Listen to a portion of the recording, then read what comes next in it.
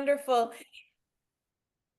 Edie, we're so glad to have you with us tonight. Let me introduce you to Andrea Miller, who is the founder of the Center for Common Ground, who makes these calls possible, and to the hundreds of phone bankers that have been phone banking all day since 12 noon. We're well over 13,000 calls made to voters of color in voter suppression states, where there are laws that are making it so much harder for Black voters to get to the ballot box and cast their ballot. And our calls are all about addressing that voter suppression.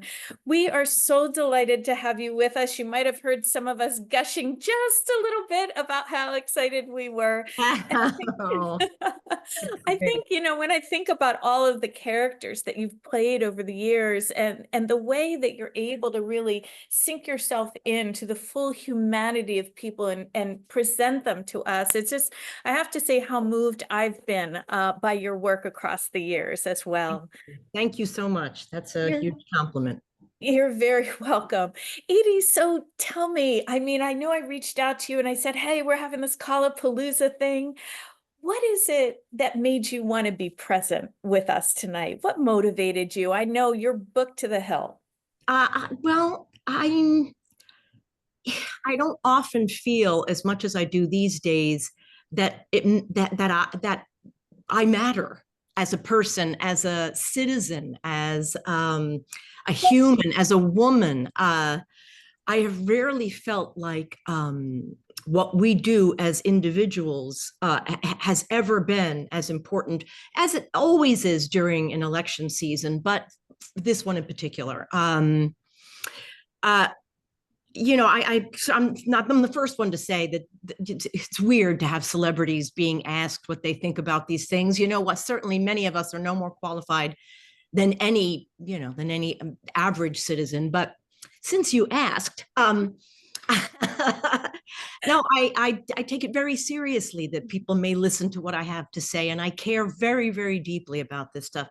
I have kids, I have friends, I am in a quandary as to what is actually happening to our populace. How I could feel so distanced from even members of my own family, as many people have said. So if I am asked to participate, even in a small way, frankly, it's an honor, and I consider it the very, very least I can do to show my gratitude to everybody out there doing these really, really important phone calls, and friends of mine who are in Pennsylvania and will be for the next couple of days. People really want to participate. It's exciting. It's an exciting time.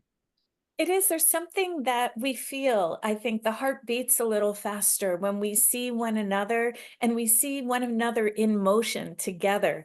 Yeah. There are door knockers. We were calling Mecklenburg, North Carolina. I believe we still are, and there are door knockers down there knocking away. I think they just came off their shift because it's gotten dark and cold. Mm-hmm. I was making a phone call earlier. It turned out the woman I was speaking with had just been door knocked by the Team Unity team. And she said, boy, you guys really have your act together. Yep. But Yep. one of the most beautiful things about the way the Center for Common Ground does its work is that the quote unquote air support that we're providing with calls meets up with real on the ground people who Yep. are reaching out to people. And it's just so important. You may know that voters in more than half the states will encounter barriers to voting this year that they've never encountered before. We also know that new laws, strict voter ID laws, are particularly targeting voters of color. More than 34.5 million Americans don't have a current and valid driver's license, which is often the very first thing one reaches for. It may not have their correct name or their correct gender, or it may be out of date, or their address doesn't match. And so these calls are equipping voters on the ground to know what to expect when they get to the polls, to have good information so that they can bring what's necessary, and also to help them get there. We're phone calling and letting people know about rides.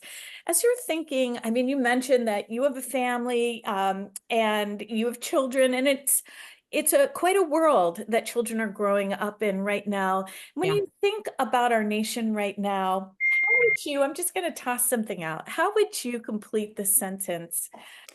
The America we must become is, Um, I'm embarrassed, but the word that comes to mind is loving. mm, I don't know how we've gotten so far away from each other's hearts. I think we are born with an innate understanding of the connection we all have, and little children walk into rooms assuming that they will be loved and worthy of attention and cared for. And I look at some of the things being said, even just today. I can't, I only have a certain amount of flabbergasted energy at a certain point. I can't even listen to it anymore. But just in the course of a couple of minutes in one of these rallies, the things that are said about other humans, it's like a virus in our system. And I think the only way, as they say, to drive out the darkness, is we got to shine the light on each other and on this process on and then listening to I probably shouldn't mention candidates, but some of the things being said, there is a brightness and a joy and a hope that makes me feel like, there are still people who want to innately care about each other, for each other, with each other in mind, each other's well-being. And I think the further we get from that, the sicker we become as a culture. I very much want to support everything in the other direction. here's to everything in that other direction. Yes, Here's to creating communities of care, of respect, to seeing the other person who may be like us or may not be like us as a person of dignity, a person endowed with rights. We've that's come a long way from that being automatic. And we're in a kind of a quandary now with a big decision before us as a nation. But I, like you, am heartened every time I get onto a call like this, where there are hundreds of people who have said, I'm going to take this up. I'm going to spend my time. I'm going to use my energy to make a difference.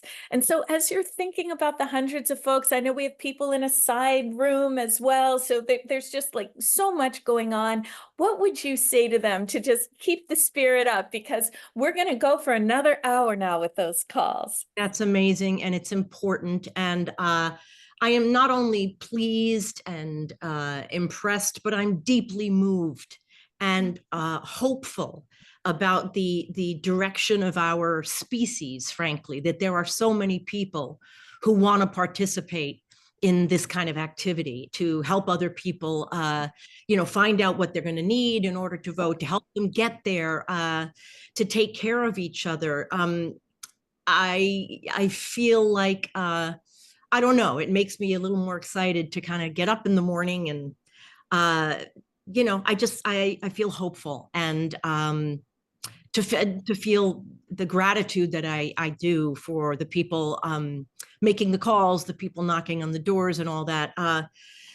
It's so deeply, deeply important, and you really don't know the way your actions ripple. What thing you might say to the person on the phone that may inspire them to say something to someone else. You don't know. And it goes the other way as well. So, the smallest act of kindness or help, or, I don't know, can be huge in ways that you may never know about. So I'm just grateful. I'm deeply grateful to all the people doing all this hard work in these last few days before this election. It's so deeply important. Thank you, Edie, for that real message of hope and reminding us of that ripple effect that we have when we put that respect, we put that determination, we put that love into the world, what it can do. And we think about that too in terms of as we move yet another day closer to the election. I want to remind everybody on the call, tell your friends, tell your family members, tell everybody there are still opportunities to join us to reach even more voters voters. It's so very important. We have a Center for Common Ground call on Monday from 4 to 6 p.m. ET. You can join that and make calls. And then if you just can't get enough, and we hope you won't have had enough, you can join the Worker Circle from 6 to 8 on Monday night in the evening. And Edie, it's with such gratitude that we thank you for being with us. We know you have a couple other Zooms to hop to, and are very grateful that you've come and spent some time with us and shared such a beautiful message. Thank you so Oh, much. thank you. It's an honor for me to be a part of anybody who's doing this kind of deeply important and moving work. So thank you for inviting me.